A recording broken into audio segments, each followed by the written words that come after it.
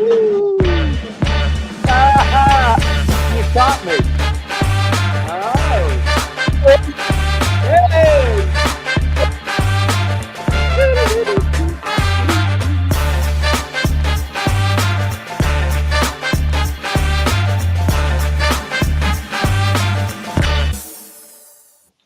Good morning, Timothy, and good morning to everybody.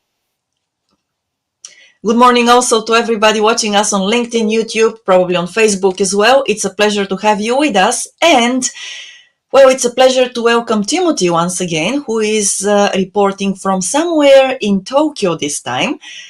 This is the Japanese Politics One-on-One series, episode 189. And it is a pleasure once again to have you on this rainy morning, Sunday morning, in Tokyo today. Timothy, I don't want to keep anybody waiting, so I'll give you the screen and the floor and the cabin and everything that goes on with it. So let's start and dive straight into the topics which you're going to talk about today. Thank you very much, Maya. Timothy Langley here. I'm reporting from Umenoshima Marina, which is right outside of where? Shinkiba, or it's very much in the harbor of Tokyo, and I'm on the good ship Grimm's. Today is September 22nd, and it is a 3-day weekend. So we might see our numbers down a little bit because people are traveling or taking vacations with their families, doing other things. But I hope you're tuning in, and I hope if you haven't tuned in to the live broadcast, at least you'll visit us on YouTube or on LinkedIn as we store these files for your use later. In any event, it's a 3-day weekend. Tomorrow is the autumn equinox. And so that means that actually we're starting to move very briskly into fall. It's starting to rain. So there's a lot going on, as you know, politically. The LDP election is on Friday. And in order to capture that for you, instead of going into too much detail today, Dan Harada and I are making a special presentation for you on Tuesday. So Monday's a national holiday. We get to work on Tuesday, and at noontime, not to upset your regular workday, but maybe while you're having lunch, Dan and I will give you an update on what's going on, what's the current status, and what's the prognosis for the remaining 3 days in the election campaign.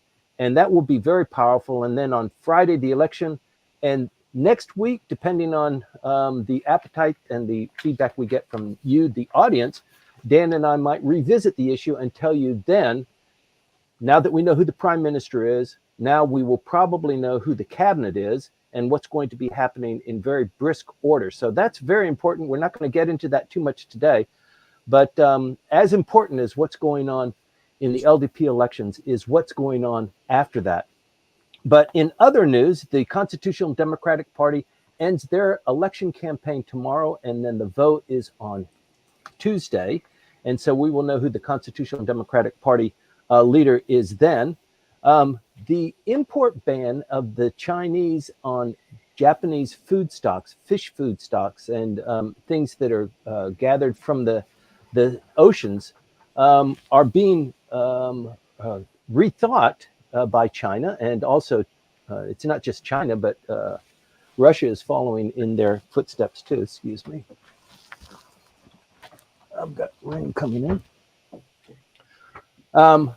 So this is going into a bit of a think now by the Chinese authorities. As you know, there was a Japanese boy who was stabbed and killed on Wednesday. Wednesday's a pretty big day in terms of China-Japan relations. It is the 93rd anniversary of the Mukden incident, which was the beginning of the Japanese invasion of China. It started in Manchuria 93 years ago. And so the Chinese hold this day in great disdain towards the Japanese. And it was unfortunately the same day that this 10-year-old boy was knifed to death. And it's the second incident in maybe 2 or 3 weeks where a Japanese schoolboy was attacked with a knife kind of randomly. And in the first knife attack 2 or 3 weeks ago, the little boy wasn't killed, but the Chinese person who was in the bus trying to protect the children was actually killed. And in the incident on Wednesday, unfortunately, the little boy succumbed on Thursday. So the temperature is really bubbling there. There's a lot more going on between China and Japan. I'm going to report on that as well. But I think it's one of those added pressures that China is feeling about releasing the food stock ban against China. And also the release of the tainted water or the treated water in Fukushima. The Japanese have allowed the Chinese to send in observers and monitors, and they're going to expand that range of observations. And that was a demand that's long been made by the Chinese. So there's negotiations going on several fronts, producing several different kinds of results. It's not quite clear yet what the outcome will be, but the fact this little boy was killed on Wednesday is really terrible news. And as a consequence of that, we've got one of the candidates who is the foreign minister, Miss Kamikawa, who is with the other 9 candidates, and she's called away to deal with these kinds of incidents. So it is disruptive to the entire election process. We'll get into that a little bit more. And then finally, before I turn it back over to you, Maya, North Korea fired a flurry of missiles on Wednesday. Wednesday was just a very impactful day on a lot of different sources. But they fired a flurry of missiles in the morning. None of them went even into the exclusive economic zone of Japan, but it is cause for concern as the Korean leader begins to ramp up not only the rhetoric, but also the exercise of his missile technology. And that's it for the top line news. We've got plenty of other things going on, but let me turn it over to you, Mai, before I get into the real beef of it. Well, thank you for that, Timothy. And of course, before we go into the deep, I would like to say thank you. Yes, thank you to our first sponsor, Kanchu.com. So it is always a pleasure to actually introduce them because we have worked with them and we rely on James Howell and the company Kanchu.com. So Kanchu.com offers bilingual services to individuals who want to buy and sell real estate in Tokyo and Yokohama. The company also does property management and investment property. If you have such projects in mind, please reach out to James Howell on LinkedIn or connect with him at james@kanchu.com. So that you can benefit from the customization of their services. They'll talk with you in either language, Japanese or English, and you have really a pleasurable experience working with them. So thank you very much for this. And Timothy, once again, let's go back to the Japanese deep dive. Politics. Yes, Japanese, the deep dive. Yes. So thank you very much, Maya. And once again, good morning to everybody that's listening in. I know you are all Japan hands. You know what's going on. You want to follow what's going on and why it's important, and you want to learn about how impactful that is. The prefectural governor of Hyogo Prefecture has been slapped with a no confidence motion. In fact, this no confidence motion was, Maya, can you kill that microphone, please? I can hear you scratching your chin. Right. Thank you. The Hyogo prefectural governor is under fire. He's received a no confidence motion unanimously from his prefectural assembly. This is pretty big news. He was elected based on joint coalition support or joint votes by the LDP and Ishin no Kai. So this is a big deal for Ishin as they began to ramp up their footprint throughout the Osaka prefecture and also in national politics. So this is a big deal for them. He has 10 days within which he has to resign or to close down the prefectural assembly and force all of his colleagues to go up for election again.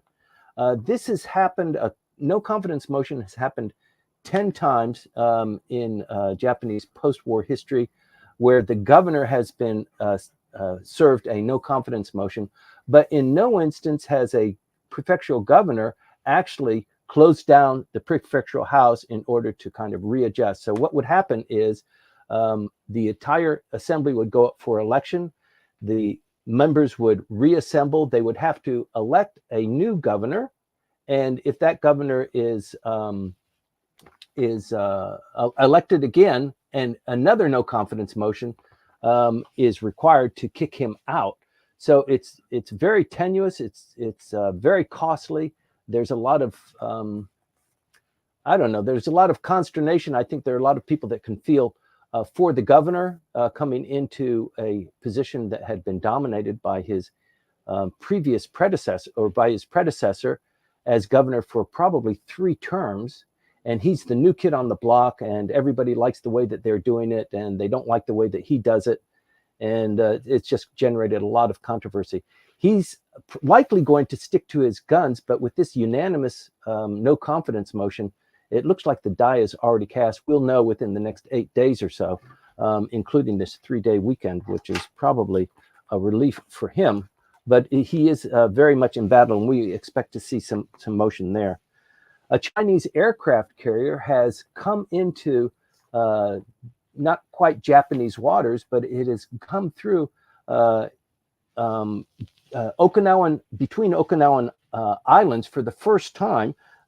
It went through Yonaguni and Iriomote on Wednesday, and the strait between them is beyond the 12 nautical mile zone, but the channel itself is only 35 miles. But this is a big deal.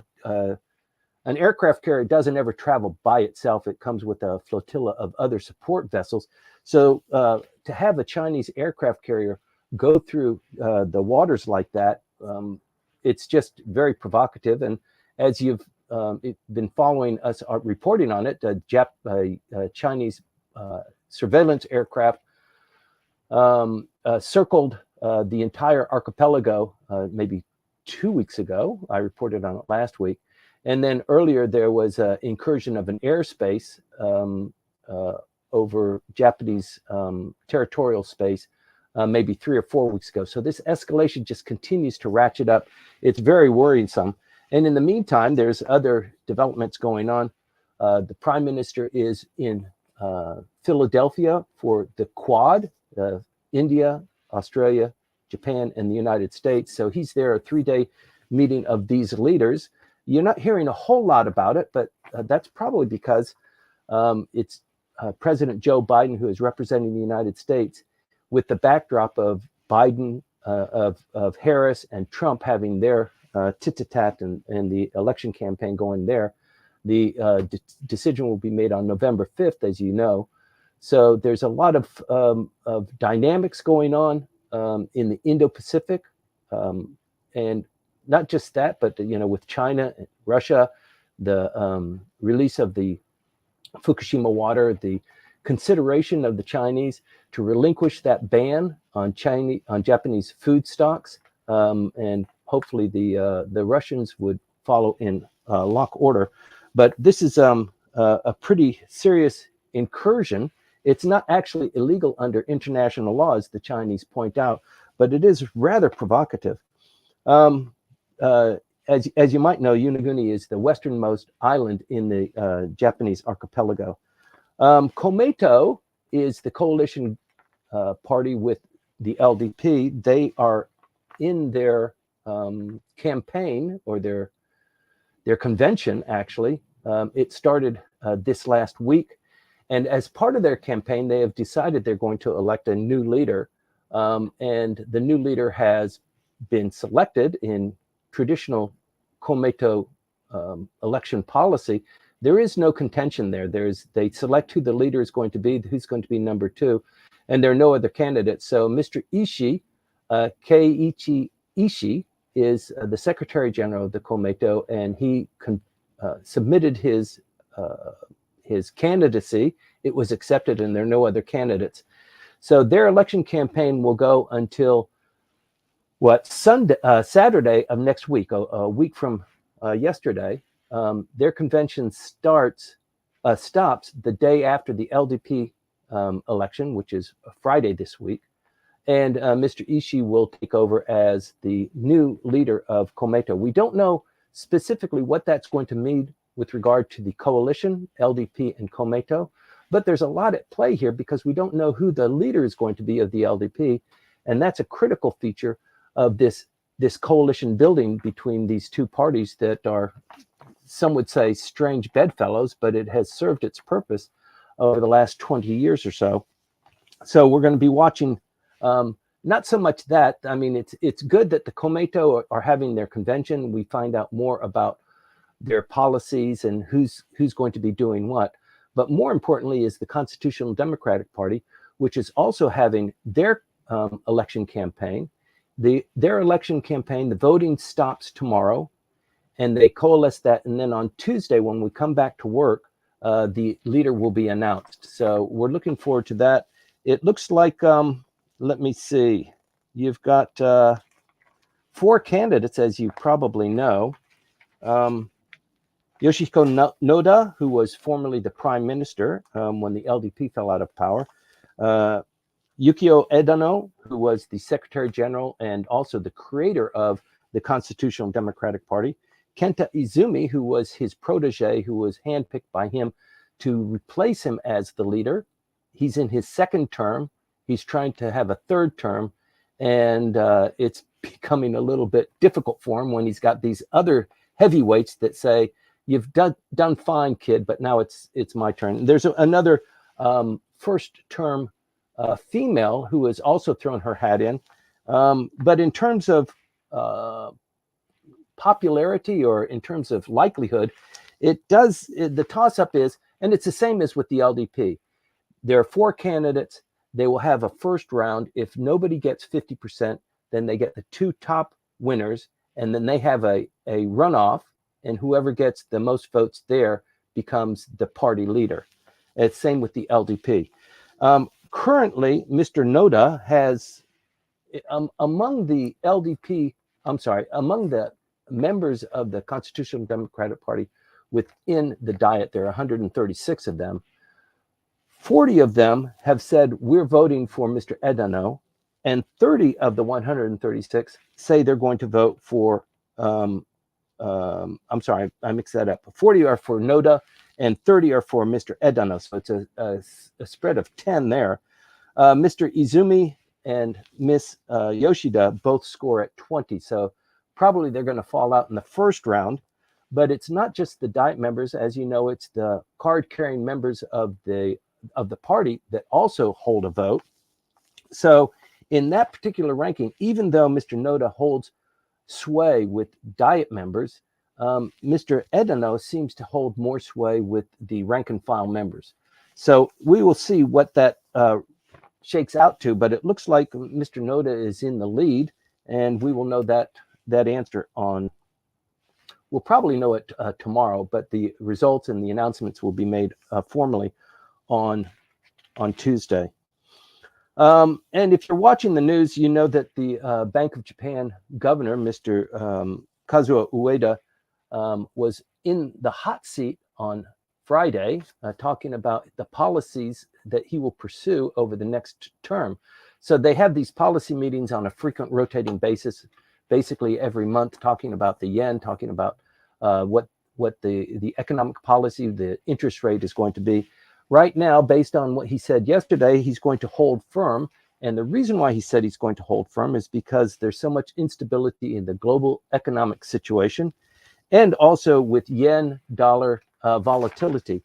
You might have followed on Friday when the markets closed. The yen closed at 143.8 dollars to the yen. This is pretty remarkable, the amount of power the yen has gained over the last 4 sessions, the last 4 weeks when we report on it. And this is the strongest it's been in several years. And in fact, on Friday, during the day, it was at 141 yen to the dollar. Then Mr. Ueda made his announcements. They had their press release, and then the yen went back up to 143. But there is great volatility going on there, and part of the reason they say that the reason why the yen is increasing in strength is not so much because of the dynamics here in Japan, but because of the dynamics in the United States, where the dollar is beginning to fall a little bit. And that's why the Fed chairman yesterday went on TV and talked about his policy. So when the United States sneezes, typically Japan gets a cold. So there's a lot of interplay there. And what the Fed Chairman Powell says and what Mr. Ueda says are keenly watched. So the yen closing at 143 is a pretty big deal. It does indicate a little bit more strength in the market here and something to look forward to.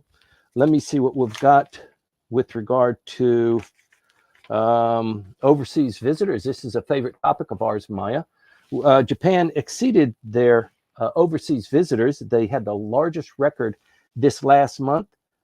It's a 36% increase from August of last year, the number of foreign visitors. That was about just a little bit less than 3 million visitors in August alone.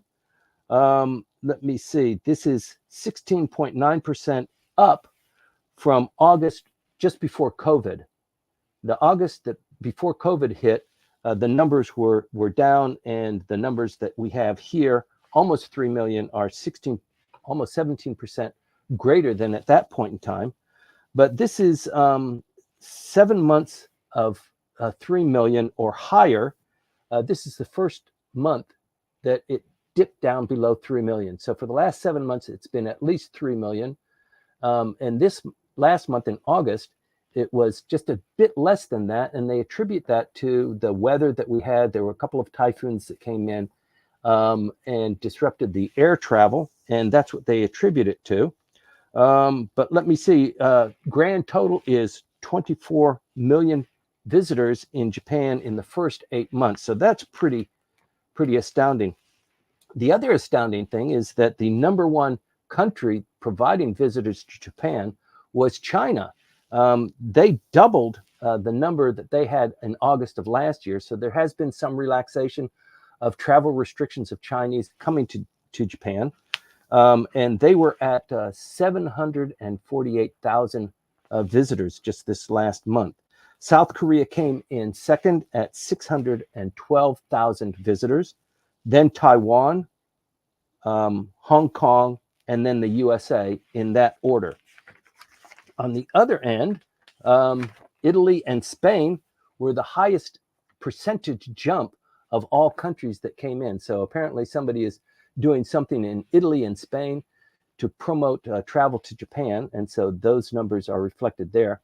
And on the other hand, the Japanese tourists for August, there was, 1,437,000 tourists from Japan that went overseas. That's down 31% from 2019 before the COVID hit, but it's up 19% from this time last year. So that's a pretty big deal. And something to watch. It enhances the economy here. And it's somewhat unmistakable, I think, if you're living in Japan, no matter where you are in Osaka, Kagoshima, Kumamoto, anywhere in Japan, the number of foreign visitors you see, it's just so obvious, and the numbers are rather great. Let me see where else we are. I guess we've got to talk about the LDP race, which culminates on Friday. Let me see. It's strange. I mean, usually pundits like me, Dan Harada, people who are in this business for a living, we could somewhat predict what the outcome is going to be. In this race, it's more difficult. There are a lot of firsts this time. There are 9 candidates. There's never been more than 5 candidates in post-war Japanese history. And the candidates are speaking without the benefit of having a faction supporting them. So that is opening the door to a lot of different things. I actually think it's extremely good for Japanese politics because people are talking about more issues. It's unfortunate, and it's been pointed out by other observers, that it's a rather tepid debate. It's not so much of a debate. In fact, these LDP leaders, once the election is finished and somebody is selected, they still have to work with each other. So they're not going to be slinging mud. They're not going to be saying, you were part of the Unification Church. They'll do that through surrogates, and that's happened.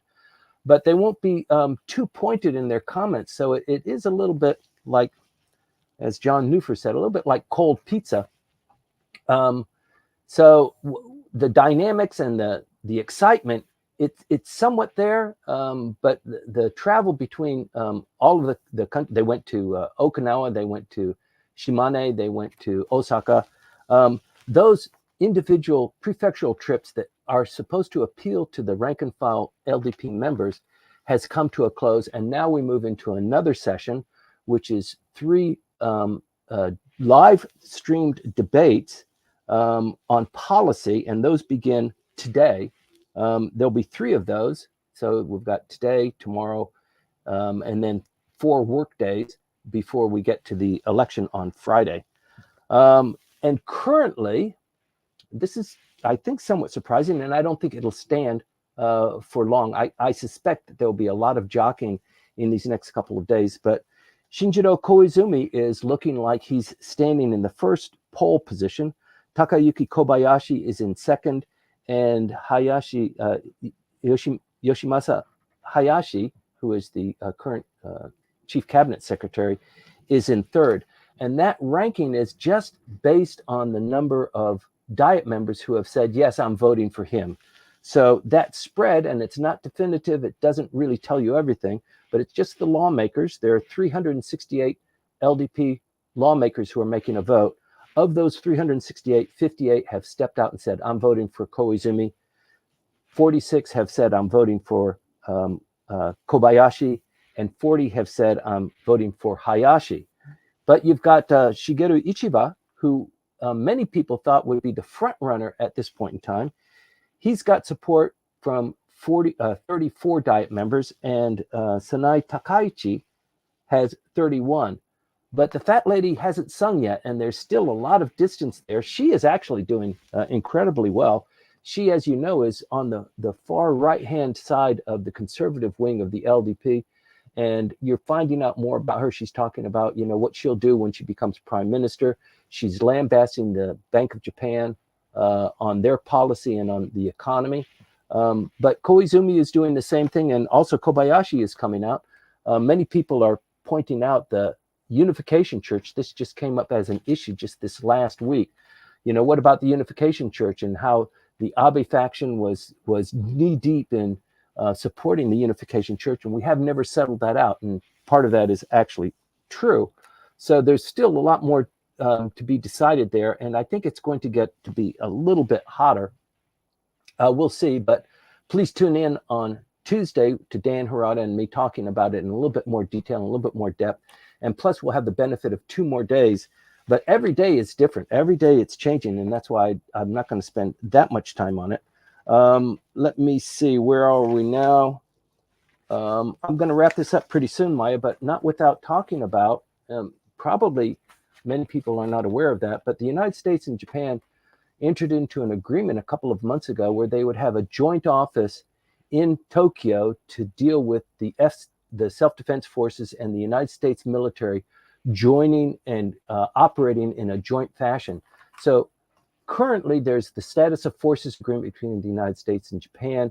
Much of that deals with what the United States is doing with Okinawa, but it has bases and it has the ability to protect and project throughout Japan.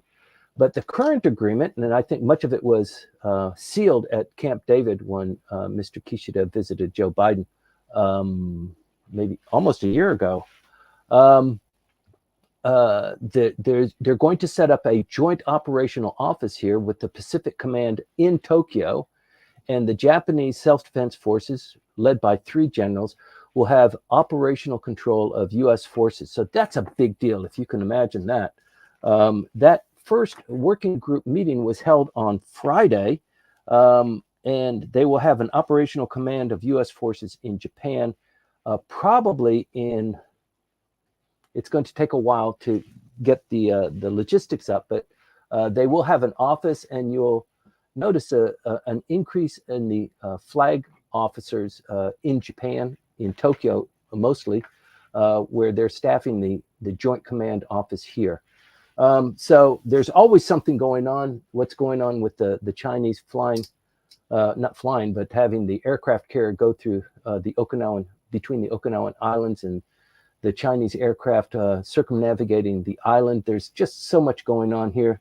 Our dear leader, Kim Jong-un, firing off those missiles. So it's always something to watch. We're going to continue to watch that and integrate that into our weekly briefing. I so much appreciate you joining us. Please, hit like and share and provide your comments and your observations to Maya so that we can get into the one-on-one portion of that. With that, Maya, I turn it back to you. One of these days, you'll come off mute. There we go. I know you're doing that on purpose, telling me that you can hear my cat being strangled and so on and so on. Yes. Okay, so thank you. That we haven't seen your cat in a while, though.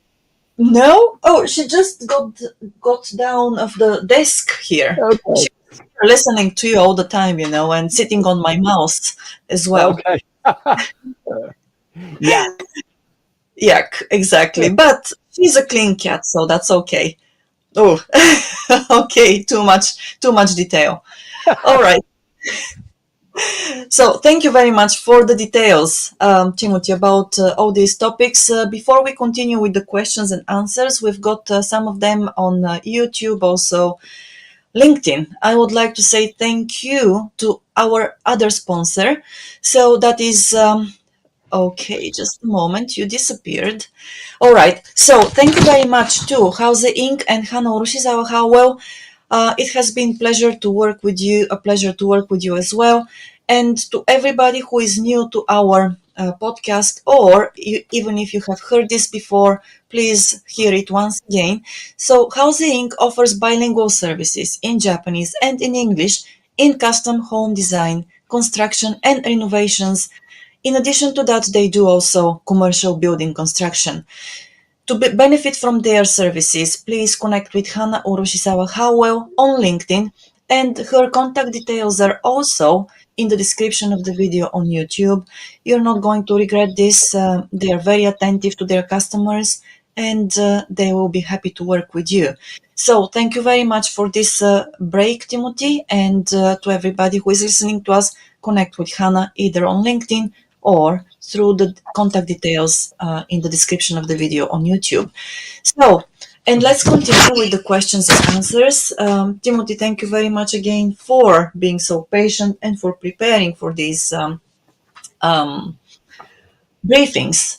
And I will go through the questions and answers. Once again, I'll try to keep the chronological order, or sometimes when necessary, group them by topic. Okay. Okay, so the very first comment today came from Byron Johnston, and it came even before we started the podcast. It's on LinkedIn, so let me read it out to you. Now, first of all, the comment says, number 1, in an effort to destroy the faction system in the LDP, Prime Minister Kishida appears to have elevated the accounting scandal that never involved any policy money, only accounting errors on privately raised funds.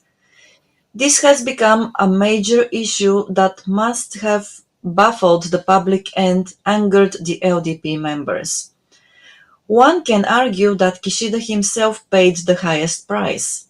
Number 2.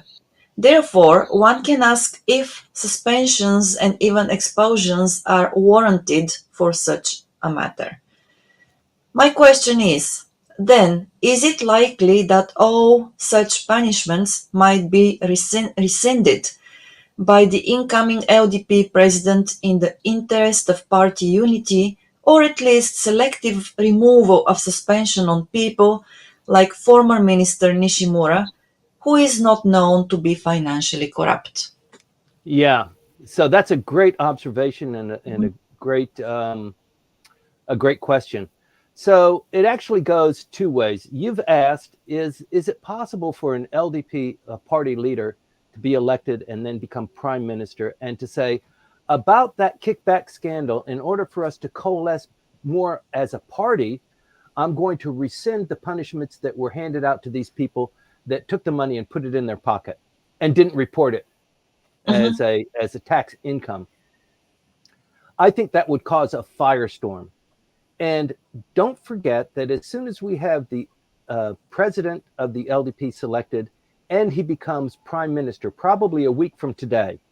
I suspect that will happen on October 1st. The LDP is going to suffer the wrath of the population if they do that. I think it's more likely, it's not more likely. I think the interesting thing is that Kono Taro has said, I want, if I become prime minister, those guys who took the money and weren't punished, but they are still kind of in their office and they're still representing their constituency, they should return the money that they have reported that they received. That sounds like a good idea to me. I mean, it's cleansing the deck, so to speak. But the problem is that people already spent that money. That's not our problem. That's their problem. I mean, they took the money illegally. They didn't report it. They should return it to the public coffers. That's what Konotaro said. It's a bit shooting yourself in the foot when he says that, because in the second round, more than 88% of the votes that are calculated to select who the party president is comes from LDP members. And by a certain calculation, almost 50% of LDP members were on the take. Not everybody, but the largest faction, I think the Abe faction, most of them were in on that. And this also describes, in one way, perhaps, why the Abe faction was so successful over so many years, and why it had the largest number of members, and why Abe was able to be the longest serving prime minister, because it was fueled by this money that they were generating under the table. So I think it cuts both ways. I think the public is not going to forget, and the new prime minister is going to have to deal with that one. But in addition to that, he's also got to deal with the Unification Church, which has also raised its ugly head again. One of the front runners, Mr. Kobayashi from Chiba 5, I believe, he is a very popular, very astute contender for prime minister. He had to relinquish his position when it came out that he was also somewhat involved with the Unification Church. Mr. Kishida asked him to step down. So that came not at a very good time to be reminded of that. His star was really on the rise, and you don't see him being mentioned as one of the top 3 contenders anymore. But there's a lot more to be said about what's going to happen over the next 5 days. Maya? Well, yeah, thank you for that. And Byron, thank you very much for the comments and the question as well. I think that whether those funds are private or not, I believe that people just don't want to see politicians, doing that. Right. So it's always about principles, I believe, here, even though no human being is perfect and no system is perfect either. But that's what people want to expect and do expect of the people they vote into power. Yeah. Right. Okay. So, and then we move on. We have a comment from Thomas as well. So, Thomas, thank you so very much for the comment. It's always a pleasure to have those comments from you, because, as Timothy says, the system better probably than anybody else here. Okay. Now, let me read it out to you, Timothy. Okay. In recent TV shows, in recent TV roundtable, Motegi-san and others suggested they have the best pipe to either incoming new U.S. administration. Objectively speaking, who among them seem to have achieved the best developed Jinmyaku ecosystem in this regard? That's a great question, Tom. Thank you very much for tuning in. It's always great to hear from you. I think probably that's a hard one. Miss Kamikawa is the foreign minister, so she's got good skin. She's been developing that relationship. She's the current foreign minister, but that's not a legacy. Probably Motegi is the one with the longest legacy. But you've got Hayashi too, and Hayashi is very well liked. His English is perfect. He's very affable. He's an excellent guitar player. He's a great entertainer. He's a great all-around person. In addition to being a really sterling candidate, so he is well known and well liked. Motegi also, his English is good. His popularity is not as high, but yeah, if the question is who's got the most skin with potentially a Trump coming in, because that's what we're talking about, I think it would have to be Motegi. He brags about being, on the trade end of U.S.-Japan relations, which is true. Not so dynamically successful for Japan or the United States during that term, but it is, a length of service, and it's most of the people that are in that realm of operations, they stay in it. It's not just the Japanese bureaucrats; it's the American bureaucrats too. But I think if I was to be put on the spot like you just did, I would have to say it's probably Motegi. But how much is that going to count for, right? Right. You Yes. know, it's an election for the Japanese. First of all, it's an election for the president of the LDP, so it's mostly local. Most LDP members, what's going on with trade is, or with the United States, they understand the implications and the importance, but it's mostly dynamic domestic politics that is going to sway that. Right. Well, Thomas, thank you very much for this comment and question as well. So, and Timothy, I think, yeah, as you said, it's a complex reality at the moment. So, thank But you. listen, Tom, you haven't told me what your view is. Maybe you can type that into Maya. But when Dan and I get together, I'll make sure to put that on the agenda of something to talk about when we give our briefing. And our briefing will be very tight. It'll be 20, 25 minutes maximum, just talking about what the prognosis is, what's the dynamic, what's going on right now. That'll be on Tuesday at noon. Right. Tuesday at noon, 12 o'clock on LinkedIn and YouTube. Remember to tune in. Okay, and then I move on to the next question, which is from Yuka. So, Yuka, good morning or good evening to you, and thank you for the question.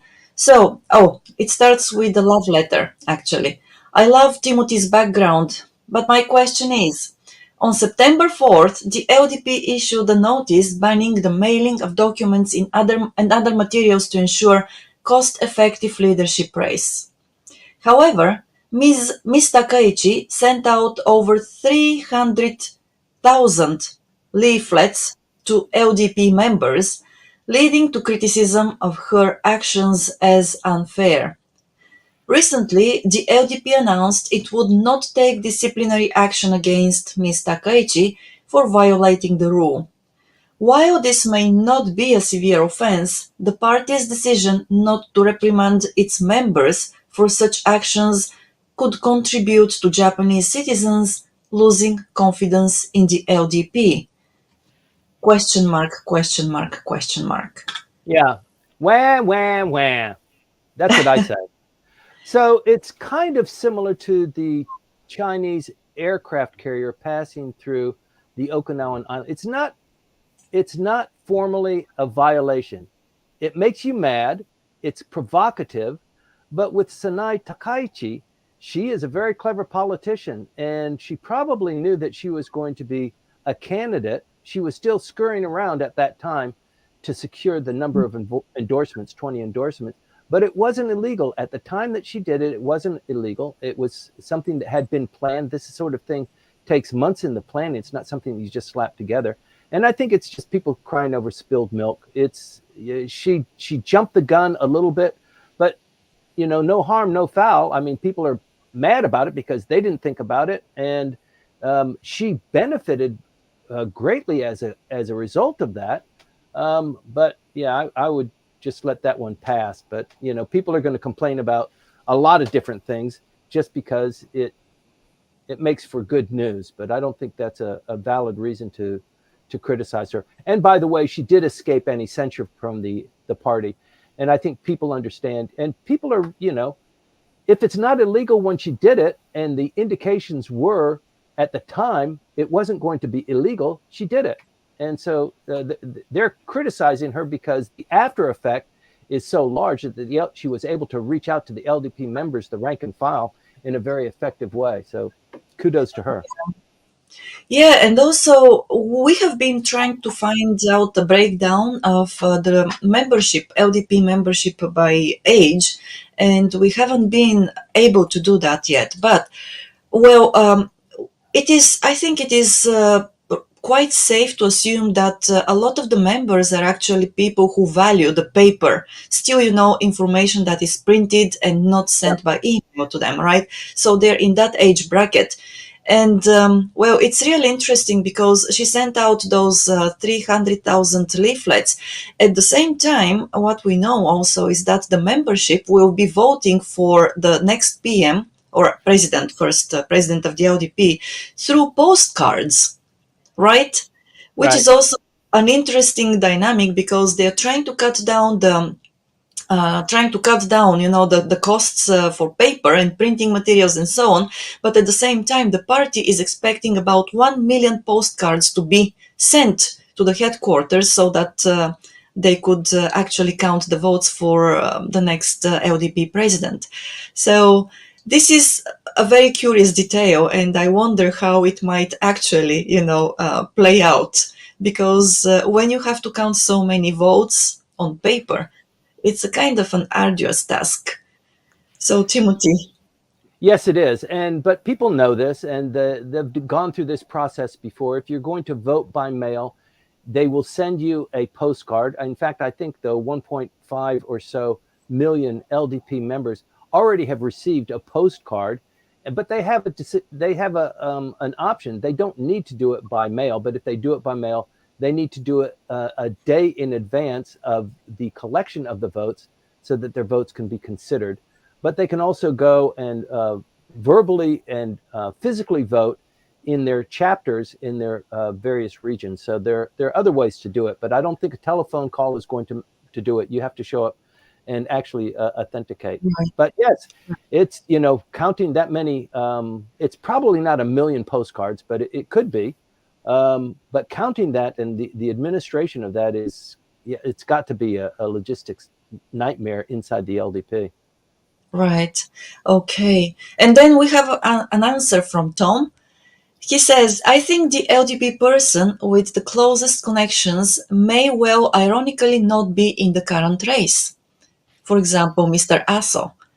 And as per Vice President Harris, seems like Japan connection to her might be more opaque.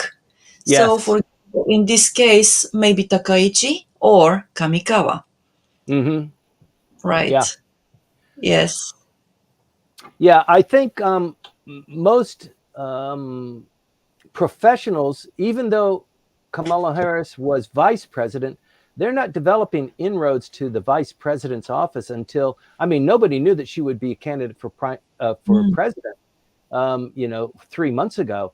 So who's going to be spending time on her? I mean, the opinion of her internationally as well was, she's lightweight and she's not going to survive. And I'm going to spend my time developing a relationship with somebody who is already in a position of power. Maybe even it's just a bureaucrat or a member of Congress. But yeah, the thing has shifted so quickly that I don't think people have had a time to catch up. I don't know if Japan has much of a hook into her administration or into her campaign. Um, but I think Donald Trump had the same issue when he ran.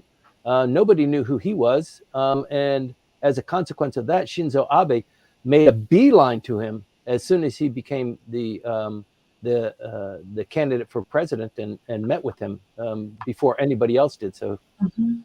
everybody understands how important the United States is to Japan. But it comes at a little bit of a later date. As I was saying earlier, the LDP president's race is a domestic race.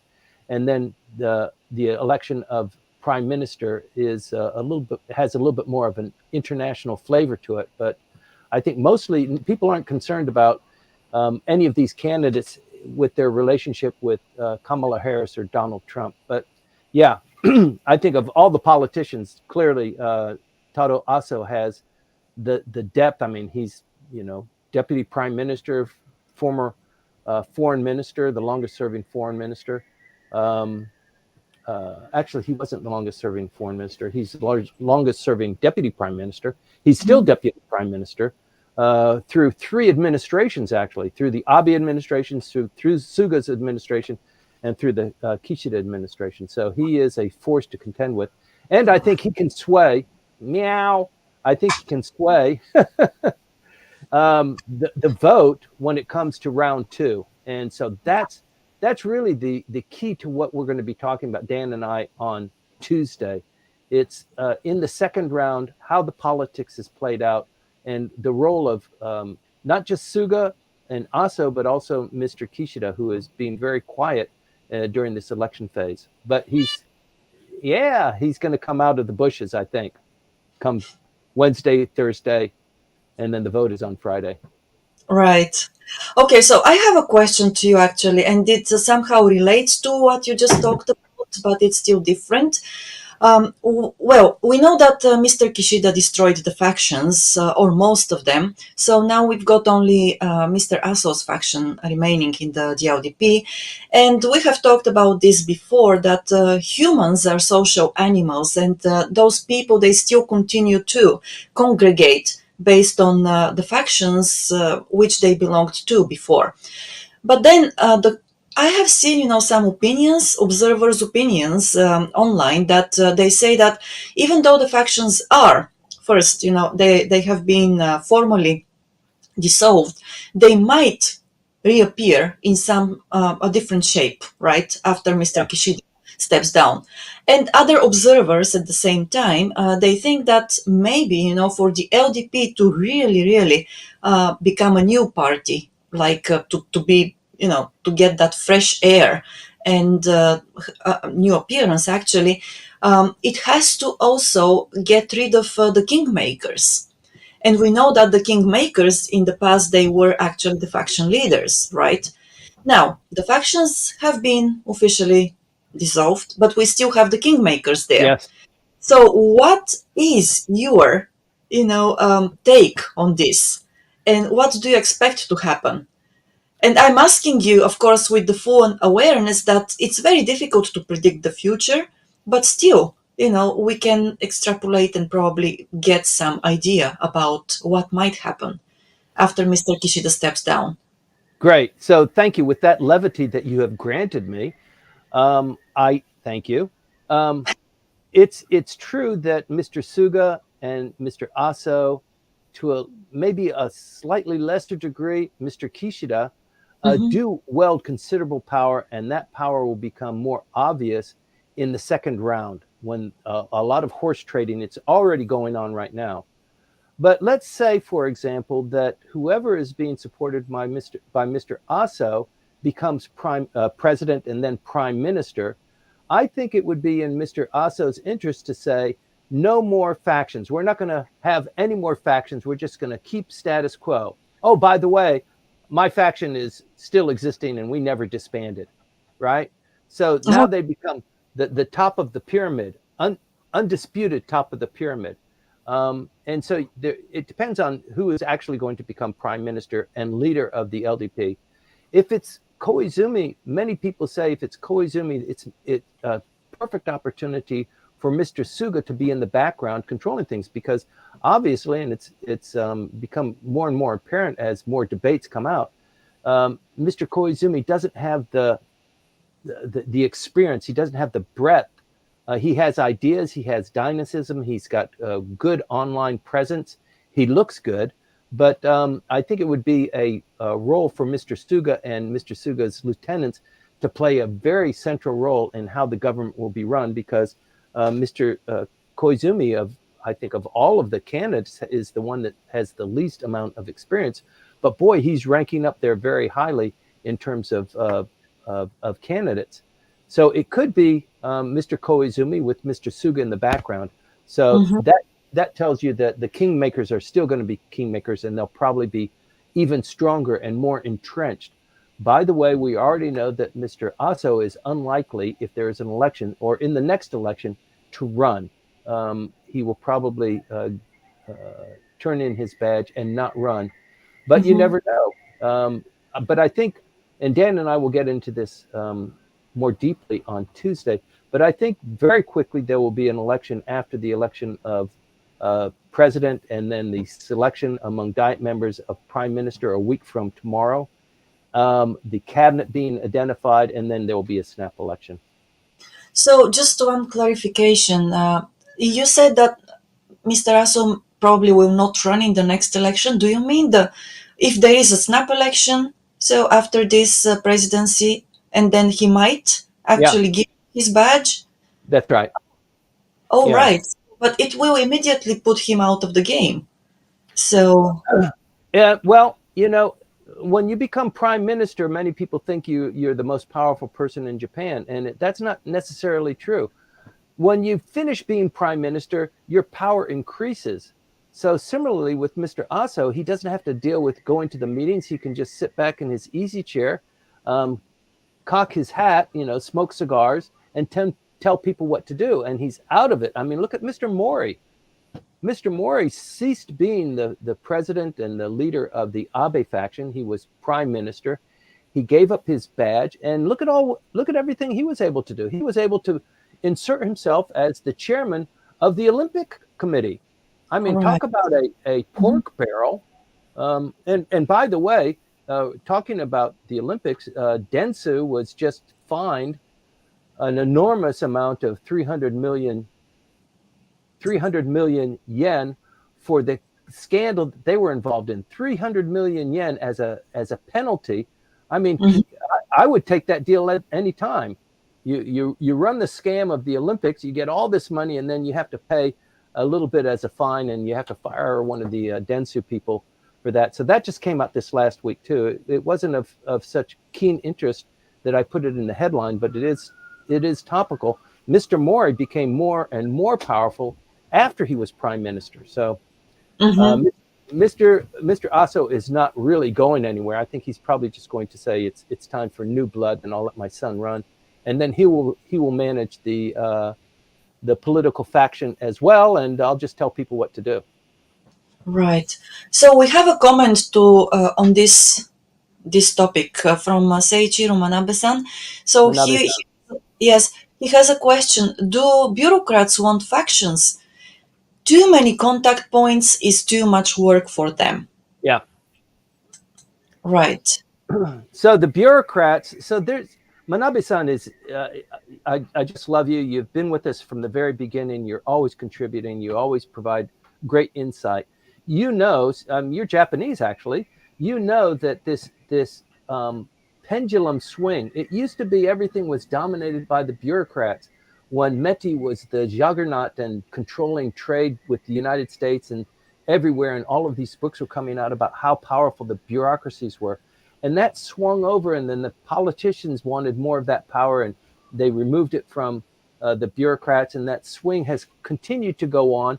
And right now most of the power is distributed not among the bureaucrats, and not specifically among members of parliament, but among pockets within the prime minister's cabinet and the cabinet affairs office, and it is distributed a little bit more specifically now. So when you're doing like policy work here on Nagata Cho, like I do, and some of my competitors who are also listening in on this podcast, thank you very much.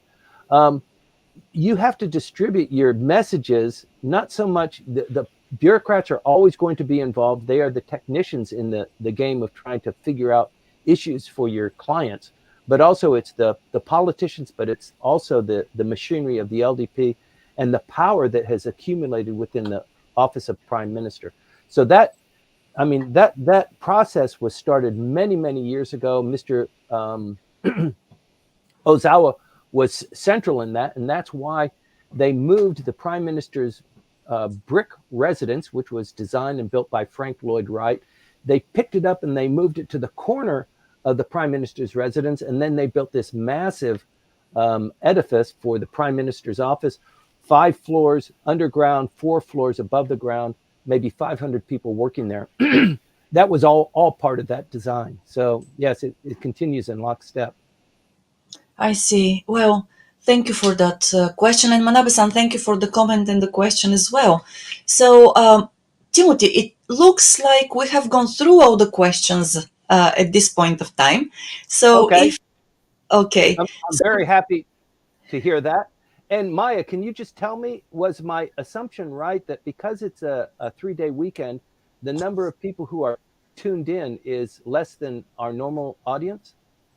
Well, I'm sorry to disappoint you, but no, you weren't. How about that? Okay.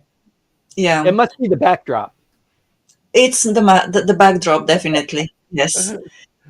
Okay, so great. And well, let me have one more check, but I think that's yes for the moment. That's all we got. And so, Timothy, I know that you're busy. You want to work on your boat and enjoy time there. So, thank you very much for doing this briefing too. And before we say goodbye to everybody and wish everybody yes, happy Sunday, I would like to say once again thank you to our two sponsors. So Kanagawa Chuo Jutaku or Kanchu at Kanchu.com, and also Houze Inc.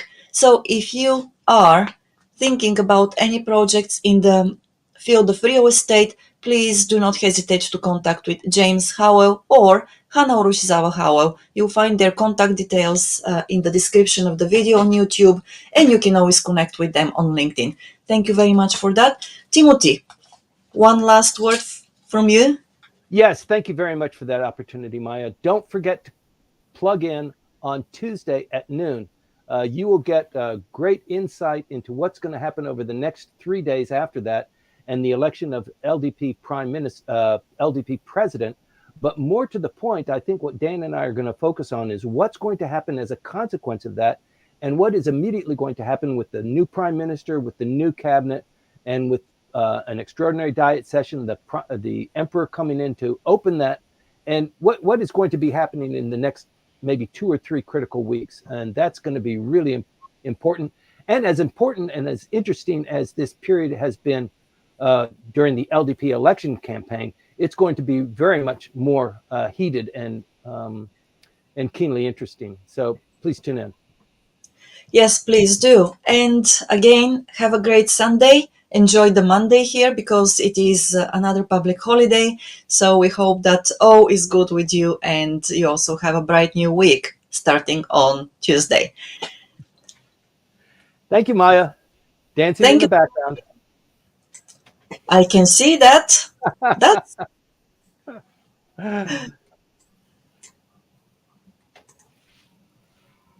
I can hear you clicking through. I know that. Turn this Give guy off. like Turn that yeah. guy off. Turn this guy off.